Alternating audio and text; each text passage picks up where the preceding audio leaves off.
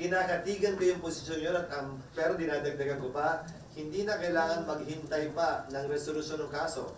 Dahil kung ano man yung iniiwasan natin kasamaan, lamang, pabor, sa isang panig sa eleksyon ito, magagawa na kung hindi tayo gagalaw ng mabilis. Sir, meron bang concern sa possible resistance ng DTA officials sa mga MLF leaders?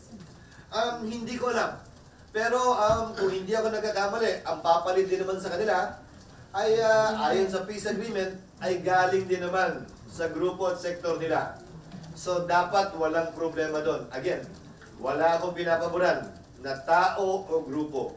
Ang nais ko lamang ay magkaroon tayo ng malinis, patas at parehas na halalan.